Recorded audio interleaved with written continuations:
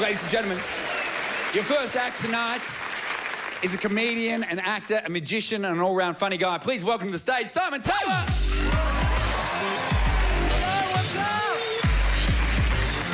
Hello, Sydney Opera House. So great to be here. We've got a lot of international friends in tonight. That's nice.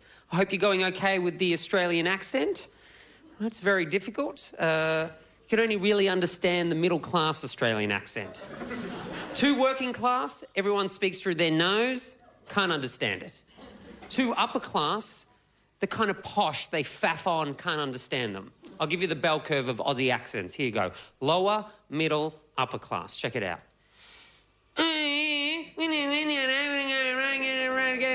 Get a pack of ciggies, and I went to the service station, asked for a pack of cigarettes, and they said they didn't have any left. I said, that's ridiculous. You're a service station. You should be stocking cigarettes all the time, and I don't understand why. But gotta be in the pocket. Because a lot of people say about Australians, we're very laid back, and that's true. Because when we speak, we often don't bother with syllables. Listen to the way we greet each other. What is going on? 5 syllables? I'll smash that out in 2. What's going on? Done. What's going on? Look at all that free time I have to get another beer. That's beer time.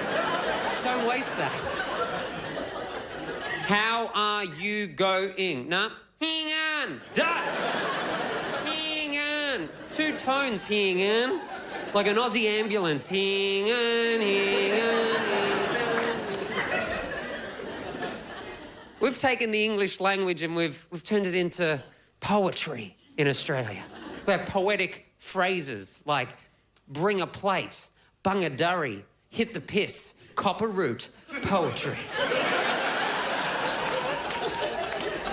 But the best Australianism of all time has to be the glory, the joy that is yeah, nah. Oh, so good, isn't it? Doesn't mean anything. How you going, mate? Yeah, nah, pretty good. What does it mean? It's poetry. Shakespeare actually started yeah, nah. Did you know this? Shakespeare started it. Not in those words, exactly. He was more like, to be or not to be? Yeah, nah. Poetry. The only way you know what someone means when they say yeah, nah is what comes after the word bloody. You come to the pub, mate? Yeah, nah, bloody yeah. That's how you know. There's a bit of tension between Sydney and Melbourne about who's the cultural capital of Australia. I'm from Melbourne, so it's us. But actually, you think about it, and like, what do we go on about? We always go on about the Melbourne Cup. Oh, it's a great horse race. Sydney's very jealous, right? It's a cultural event of the year. Is it? Or is it just rich people racing their pets? I think that's what it is. You know those posh old men who are so upper class they sound like the horses they own? It's a very proud about that, right? I'm privileged to be at the races. Those guys. I don't mind the Melbourne Cup. I personally just get upset when one of those beautiful, majestic creatures gets injured and has to be put down. That sucks, doesn't it? Especially when it's on the tram and she's wearing a nice dress.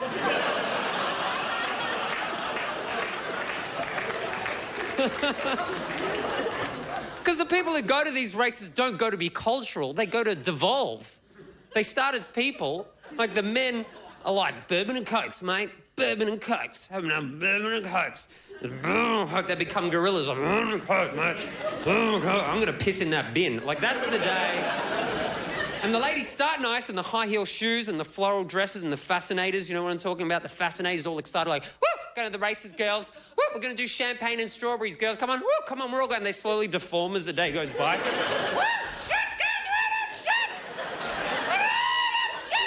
Just end up as velociraptors, just...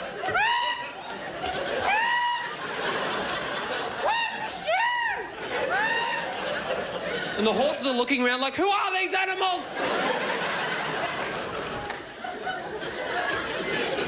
I don't even think we need to watch the horses race anymore.